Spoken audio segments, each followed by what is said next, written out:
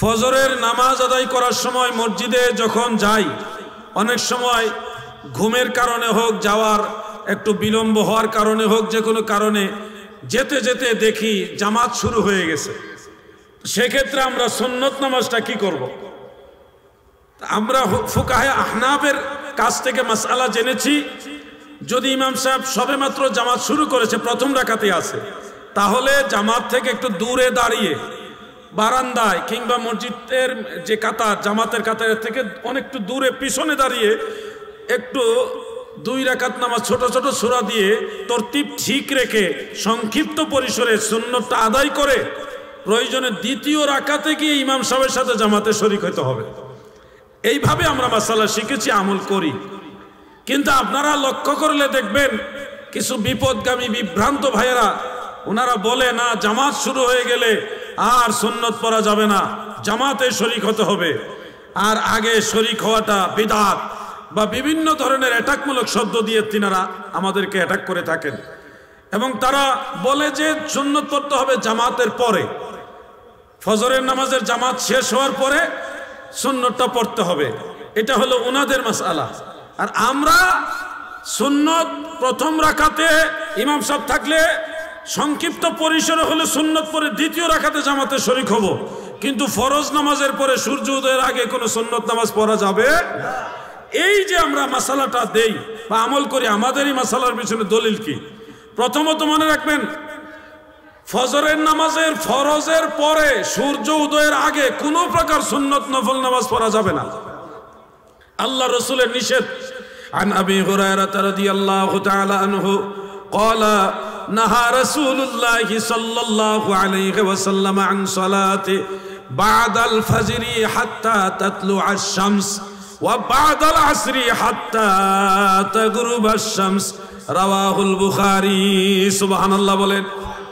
হযরত আবু হুরায়রা বলেন, আল্লাহর রাসূল সাল্লাল্লাহু আলাইহি ওয়াসাল্লাম ফজরের নামাজের ফরজের পরে সূর্য উদয়ের পূর্বে এবং আসরের নামাজের ফরজের পরে সূর্য অস্ত যাওয়ার আগে এই 2 টাইমে নামাজ পড়তে নিষেধ করেছেন। যেহেতু ফরজের পরে, ফজরের নামাজের ফরজের পরে সূর্য উদয়ের আগ পর্যন্ত এই সময় আর কোনো সুন্নত নফল পড়ার সুযোগ নাই, সেহেতু সুন্নতটা আপনাকে ফরজের আগেই পড়তে হবে, আর না হয় সূর্য উদয়ের পরে পড়তে হবে। 2টা অপশন এখানে। সূর্য উদয়ের আগে আর সুন্নত পড়ার অপশন নাই, নবীজি নিষেধ করেছেন। এই জন্য ফুকাহে আহনাফ বলেছে আপনাকে ফরজের আগেই সুন্নত পড়তে হবে, অন্যথায় জামাতের পরে মসজিদে বসে থাকবেন, তাসবিহ তাহলিল পড়বেন, দোয়া ইস্তেগফার করবেন, সূর্য উদয়ের পরে সুন্নত আদায় করতে হবে, কেননা সূর্য উদয়ের আগে আর কোনো সুন্নত নফল পড়া যাবে। এখন যে আমরা ইমাম সাহেব নামাজ শুরু করে দিয়েছেন, বুঝতেছেন আপনারা কথাগুলো? এগুলি যারা বেনামাজি, নামাজের সাথে সম্পর্ক নাই, তাদের কাছে বেশি মজা লাগবে না, কিন্তু নামাজের সাথে যাদের সম্পর্ক আছে তাদের জন্য এই আলোচনাটা অনেক বড় দামি আলোচনা। প্রিয় ভাইয়েরা আমার, ইমাম সাহেব নামাজ শুরু করে দিয়েছেন, এমত অবস্থায় আমরা যে সুন্নত পড়া শুরু করি, এটা কিসের ভিত্তিতে করি? ও ভাইয়েরা আমার, দিলের কান লাগায় শুনবেন। বেশ কয়েকটা কিতাবের মধ্যে, বিশেষ করে মুজামুল কাবীর লিত-তাবারানির মধ্যে এবং মুসান্নাফ ইবনে আবি শাইবার মধ্যে, শারহ মুশকিলিল আসারের মধ্যে এবং শারহ মাআনিল আসার তাহাবি শরীফের মধ্যে অনেকগুলো হাদিস রয়েছে এই ব্যাপারে।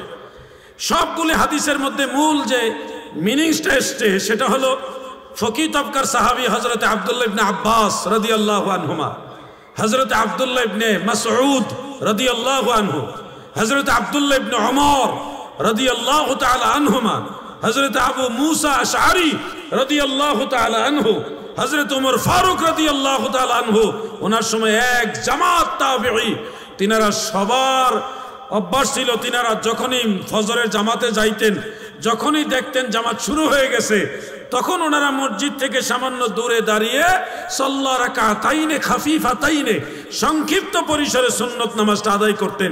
এরপরে ওনারা গিয়ে কাতারে শামিল হতেন, এরপরে গিয়ে জামাতে নামাজ আদায় করতেন, ফজরের নামাজ জামাতে শরীক হইতেন। তো সাহাবাই কারামের আমলের মধ্যে এটা রয়েছে। ওইখান থেকে হানাফি মাযহাবের ইমামরা বলেছেন যে যেহেতু এক দল সাহাবী তাও সাধারণ সাহাবী না, ওনারা ফকি তবকার সাহাবী, সাহাবীদের মধ্যে শ্রেষ্ঠ শ্রেষ্ঠ সাহাবী, ওনারা এইভাবে আমল করেছেন। এখন আপনারা বলুন সাহাবারা কি বেদাতি ছিল? নাউজুবিল্লাহ, একদল সাহাবী ওনারা যেটা করেছে নিশ্চয়ই নবীজির কাছ থেকে শিখে জেনে এইভাবে করেছে। সাহাবারা কখনো সুন্নত নববীর খেলাফ কাজ করতে পারে? ওনারা দল বেঁধে এই কাজটা করতেন, এক দল সাহাবী। এই জন্য ফুকাহে আহনাফ বলেছে ফজরের নামাজের জামাত যদি চালু হয়ে যায়, প্রথম রাকাতে থাকে, তাহলে আপনি সংক্ষিপ্ত পরিসরে 2 রাকাত নামাজ সুন্নত আদায় করবেন। এই সুন্নতের অনেক দাম। ফজরের নামাজের 2 রাকাত সুন্নত, আল্লাহর রাসূল বলেছে এই 2 রাকাত সুন্নত খায়রুম মিনাদ দুনিয়া ওয়া মা ফিহা, এই দুনিয়াতে যত সম্পদ আছে সারা দুনিয়া যদি এক পাল্লাই রাখে,